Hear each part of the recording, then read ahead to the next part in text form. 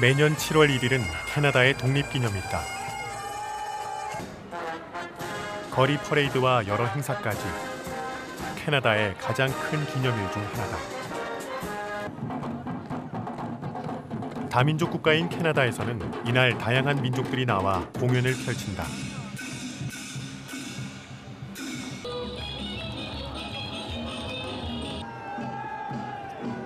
지난 수년간 계속해서 퍼레이드에 참석해온 한국인 역시 그 모습을 보였다.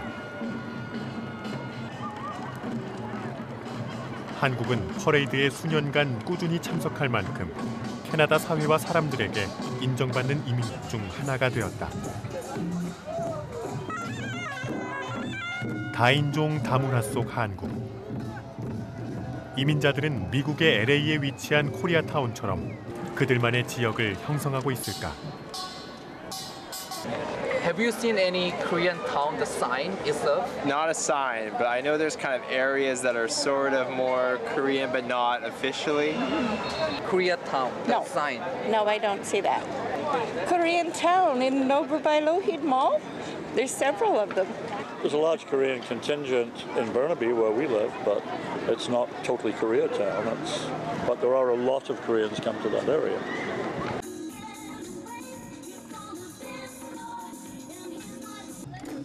코리아타운의 표시를 본 적이 없다는 시민들. 그러나 그들이 말하는 로이드 지역. 60여 년의 짧은 시간, 한국인들은 어디에서 자리 잡고 어떻게 현지 사람들에게 인정받을 수 있었을까? 캐나다 이민이 본격적으로 시작된 것은 1960년대였다. 넓고 광활한 땅 다른 곳과는 달리 유색인종에게도 개방된 이민의 기회. 전쟁과 가난에 지친 사람들이 캐나다로 모여들기 시작했다. 한국인들은 특유의 성실함과 노력으로 그 어느 민족보다 빨리 자리 잡아갈 수 있었다.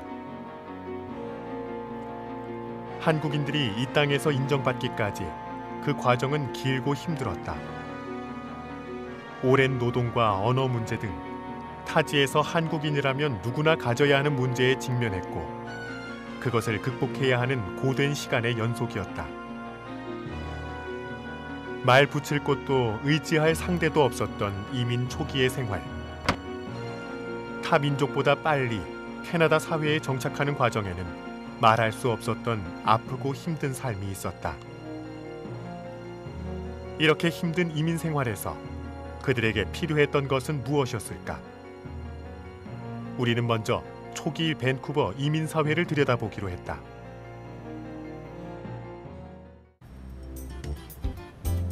우리는 밴쿠버 한인 이민 역사 자료를 찾기 위해 광역 밴쿠버에서 가장 큰 대학교 UBC를 방문했다. 대학 내에 위치한 아시아 박물관. 아시아 문화와 역사를 연구 보존하고 있는 이곳.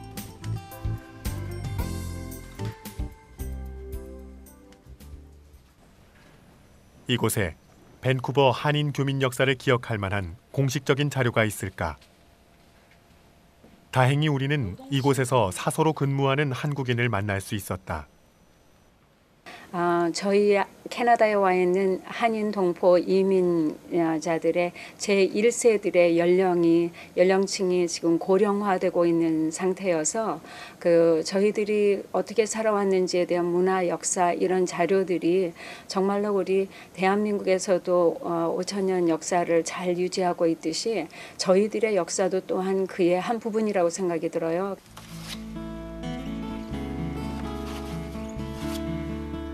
역사를 보존하는 일. 그녀의 말처럼 이민 역사도 한국 역사의 한 부분임에는 틀림이 없다.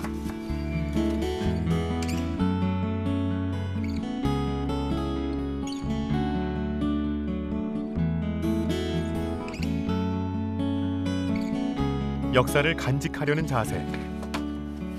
캐나다로의 이민이 시작된 지 60여 년. 이제 이곳 밴쿠버에서도 이민 역사를 기록하고 보존하고자 노력하고 있었다.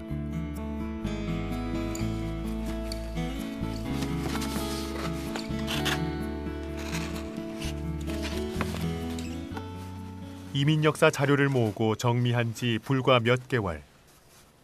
자료의 저작권 문제와 활용 범위 등 해결해야 할 문제가 아직 남아 있다. 여러 가지 이유로 더 이상의 촬영은 할 수 없었다. 그러나 우리는 열람이 가능한 몇 가지의 자료를 통해 1960년대의 초기 이민 사회에 관한 단서를 얻을 수 있었다.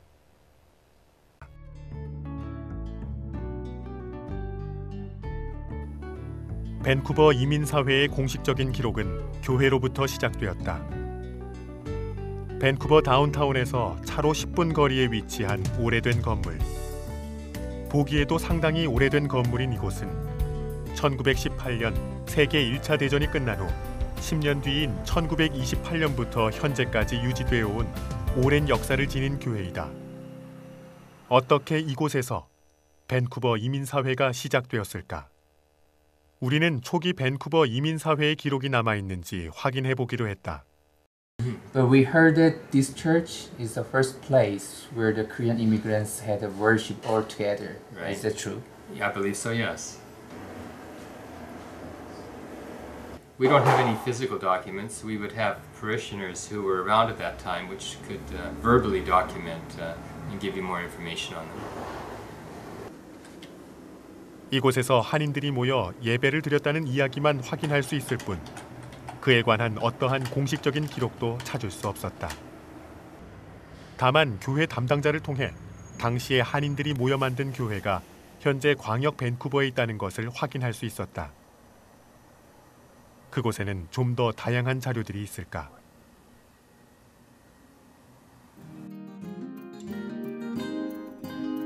광역 밴쿠버의 위성 도시 중 하나인 버나비시에 위치한 교회.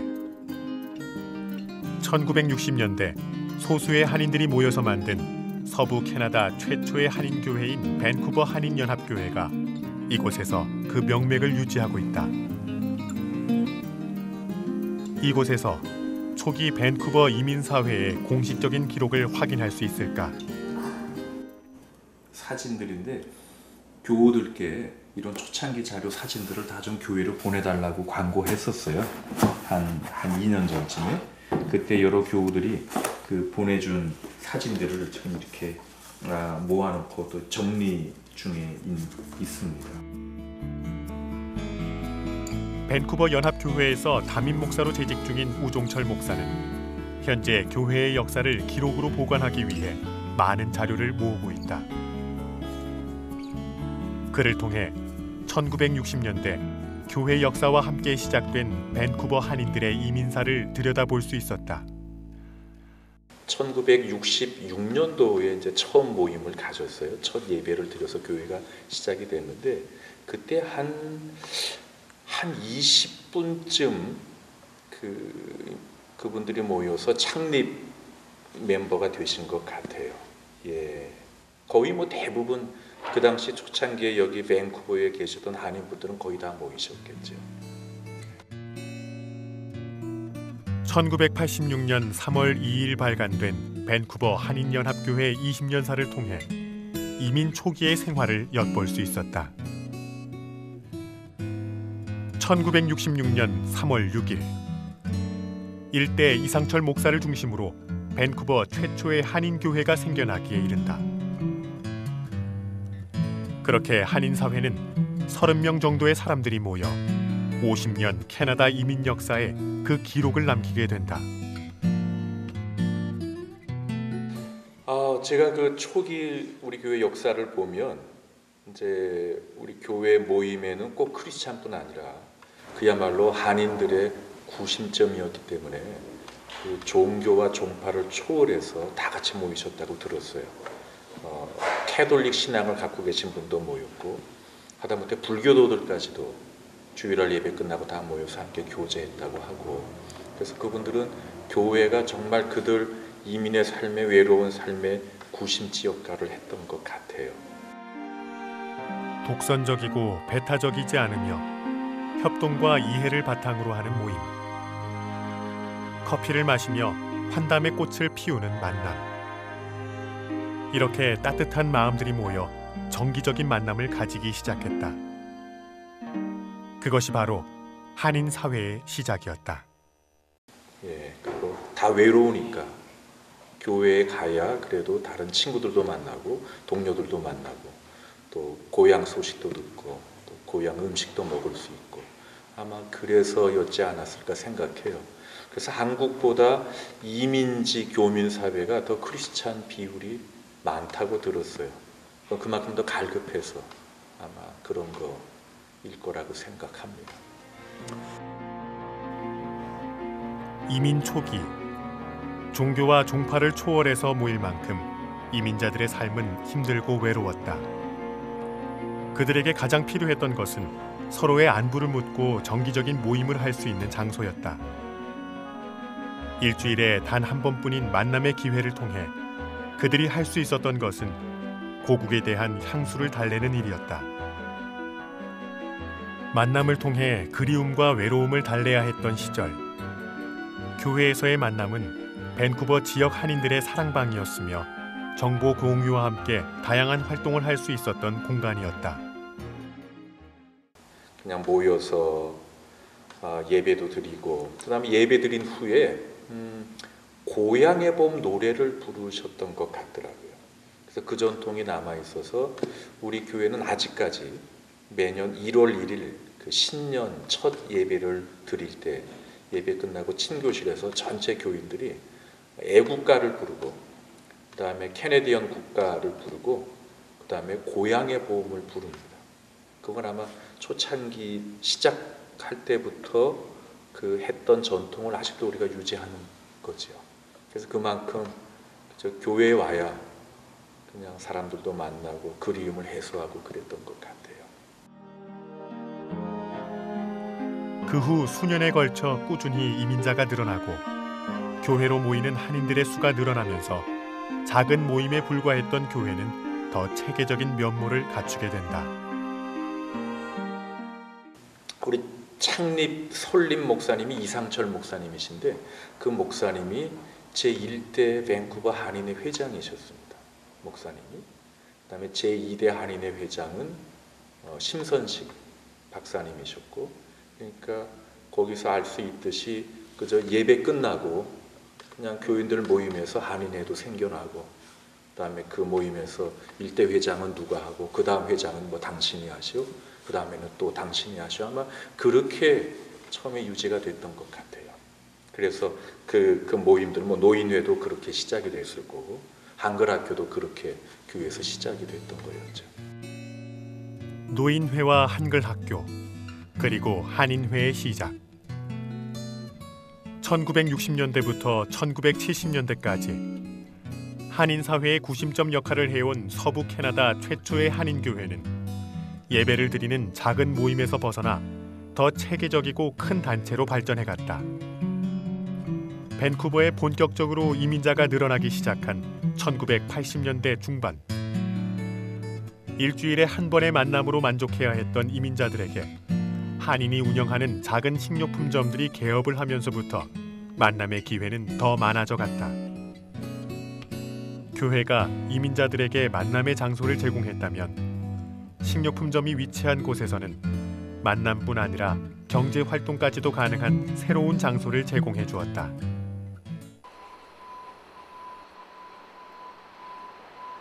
광역 밴쿠버에서 가장 큰 도로 중 하나, 킹스웨이다.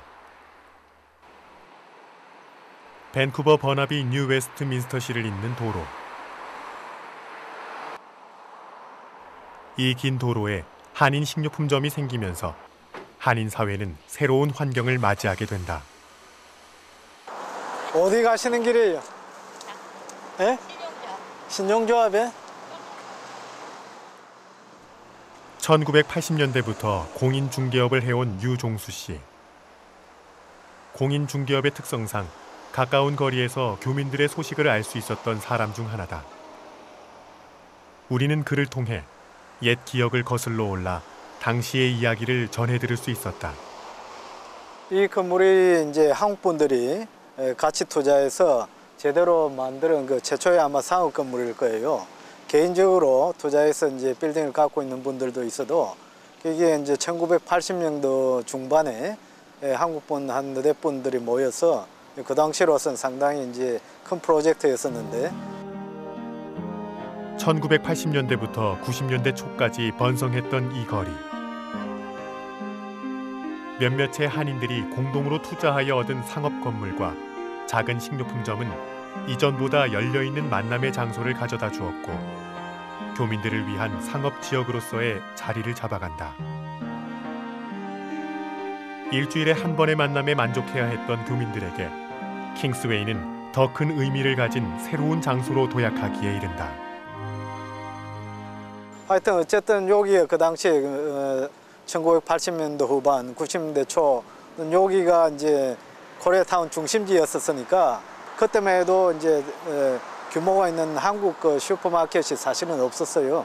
그래서 여기서 이제 웨스턴 마켓을 그 한국 분들이 이제 제가 알고 있기로는 한 두 분이 같이 이제 합작을 해서 만든 그 가게였었는데 한동안 굉장히 번성하고 잘 됐습니다. 예.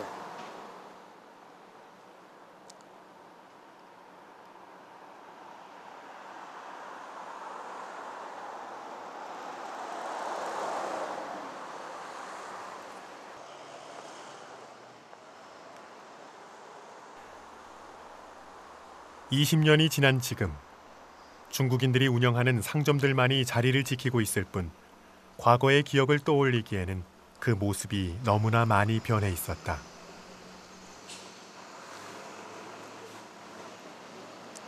아기자기하게 여기 다 모여 있었으니까 옛날엔 여기 나오면은 이 뭐 아는 분들 인사하느라고 상당히 바빴던 기억이 납니다. 근데 지금은 뭐 그래도 모처럼 나와 보니까 신협이 있어서 그런지 또 아는 분도 만나고 그렇게 되네요.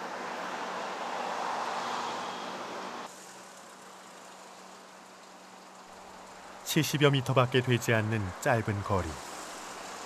현재까지 남아있는 몇몇의 한인 상점들.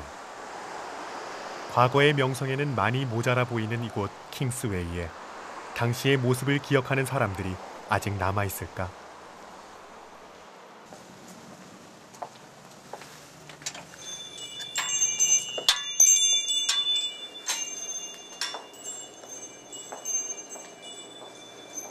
안녕하세요.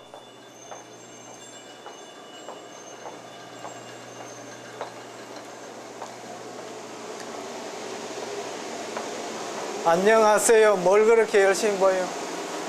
아니 가까워서 왜 가스비가 이렇게 많이 나왔나 싶어. 가스비가 846불이나 나왔네. 많이 장사를 많이 했으니까 그러겠죠.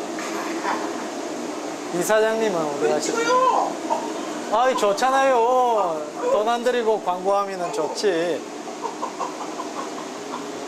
서울 뚝배기 인심 좋은 주인 아주머니세요. 이민 오신 지 오래됐죠? 오래되면 뭐래요? 몇 년대 오셨어요? 이민 온지 30년 됐다고 말 이쁘게 잘해. 86년? 그러니까 기업 이민 그 초창기죠, 그죠? 86년. 조건 있었어요? 초청 이민으로 오셨어요? 네.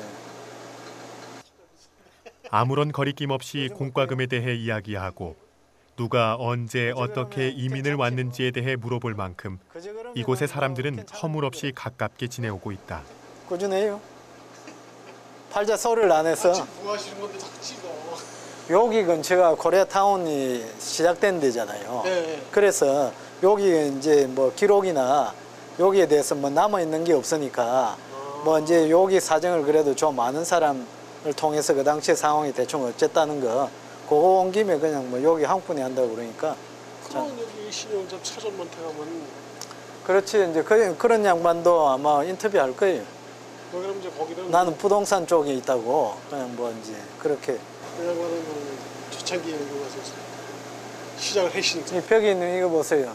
한국 분들 여기 와서 이렇게 한 잔씩 써놓고 가는 거.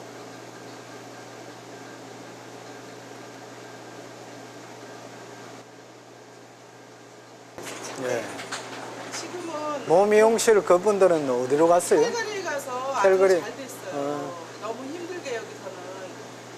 하여튼 여기 코리아타운이니까 그 당시에는 한국 분들이 필요하는 게 아주 적은 규모였지만은 그진 다 이쪽에 모여 있었다고 보시면 되죠. 그러면 여기 이제 한때 번성했던 이 거리.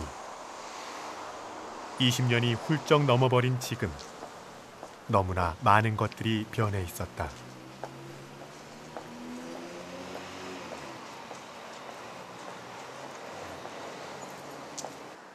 IMF를 맞으면서 그 계획이 무산되고 그렇게 몇 년을 지낸 2, 3년 지낸 사이에 뭐 인구가 이민 인구가 급속도로 팽창을 해서 무대가 아예 노스로드 쪽으로 건너뛰어 버렸어요. 캐나다로의 이민이 한창일 당시 발생한 1997년 한국의 IMF 금융위기. 이 큰 사건은 머나먼 땅 이곳 밴쿠버까지 그 여파가 몰려왔다. 이 시기에 킹스웨이에 있던 상점들 일부가 문을 닫기 시작했고 사람들도 하나둘씩 노스로드를 향해 가고 있었다. 때마침 대형마트가 들어오면서 한인들은 점점 더 노스로드로 모이게 된다. 새로운 장소에서의 새로운 시작. 그렇게 노스로드의 시대가 열리게 된다.